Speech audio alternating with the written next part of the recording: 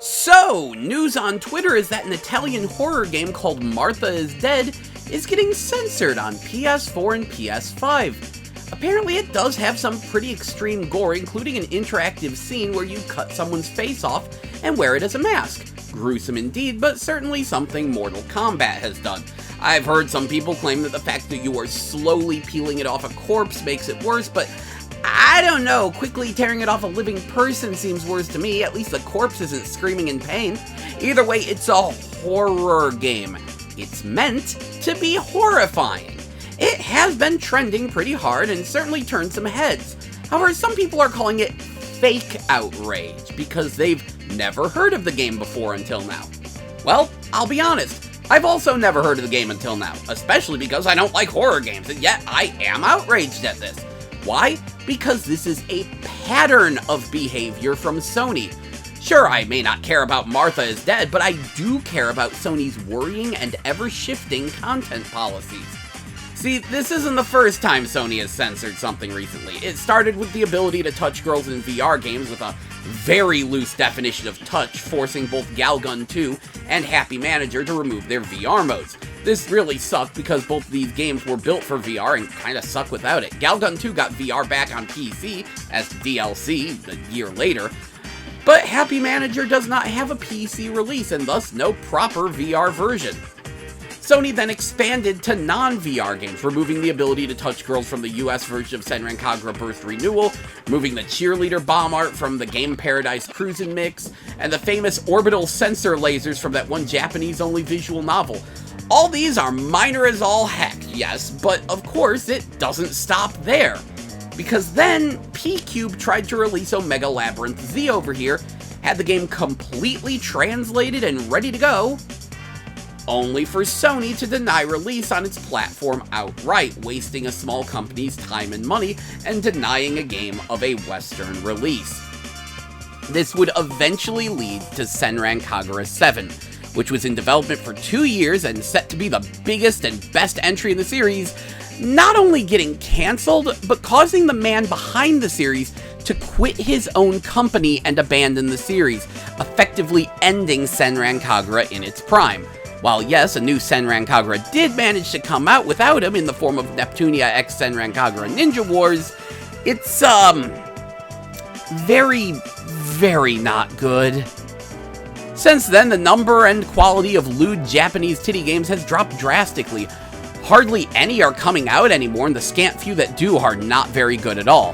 The thing is, without releasing on a highly visible platform like a game console, these games won't get noticed and thus won't sell, meaning that the amount of time and budget that can be afforded to them drops drastically and makes them not worth making anymore. Certainly not of the same quality we once had in the past.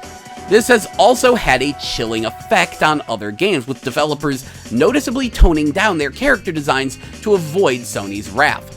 I'm not going to name names here because it's purely speculation as to which games are toning their character designs down due to fear of Sony, or because they actually wanted to internally, and thus we get big dumb flame wars arguing over it, but, well, it does happen.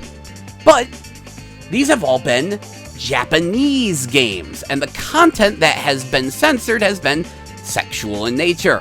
It's easy to blow this off as being okay because only perverted losers who can't get laid play those games.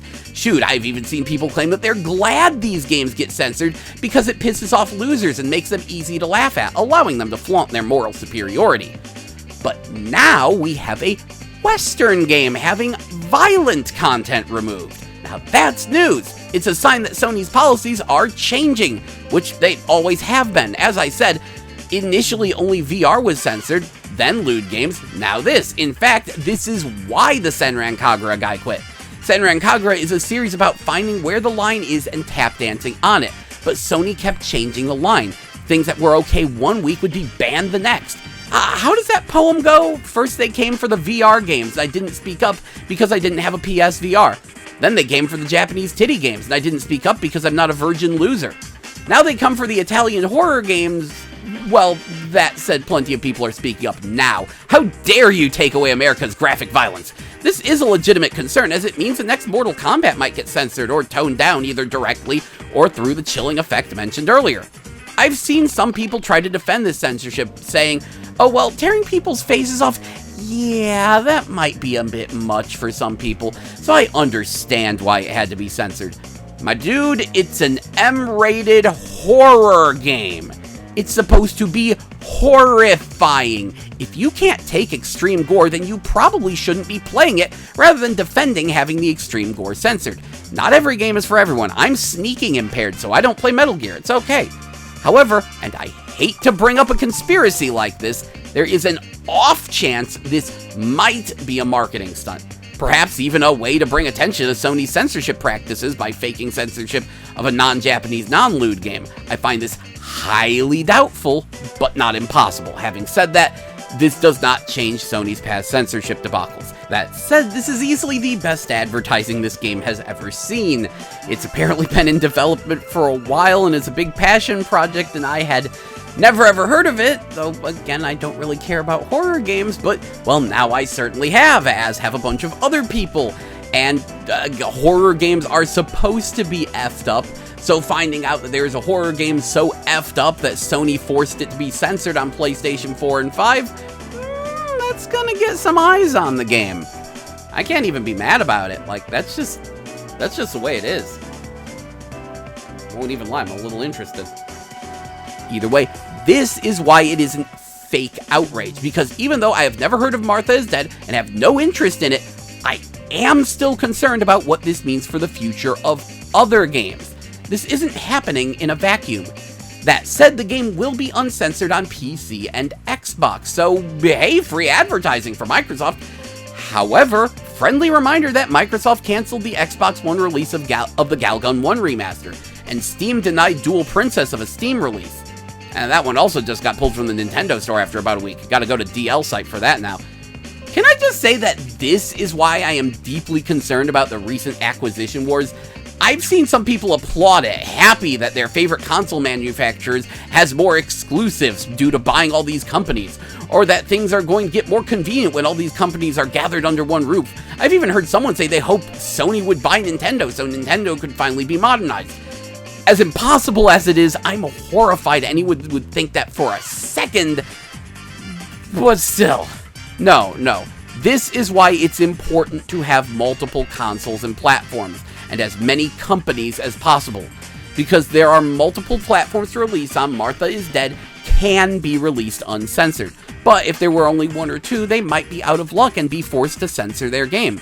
The console market is a legacy of companies doing well, getting arrogant, failing, relaxing their policies, and then doing well again until they get arrogant again. The N64 fell due to Nintendo's insistence on cartridges, as well as their draconian licensing policies, while newcomer Sony would take whatever they could get, resulting in far more lax policies.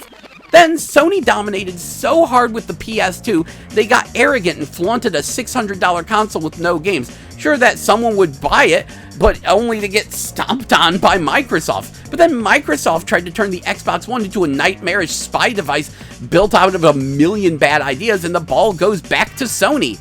Even in the realm of censorship, the Xbox 360 was known for its lax policies around content, and thus the original Galgun was a 360 exclusive.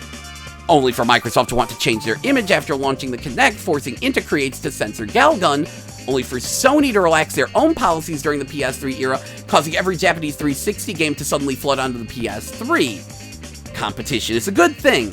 Now, Nintendo's the one with the lax policies, so the games are flooding from PS4 onto Switch if it's possible to move them, etc., etc. Yes, competition is good. Multiple platforms is good. Lots of companies is good. Anyway, we'll see how this all plays out. Catch y'all later.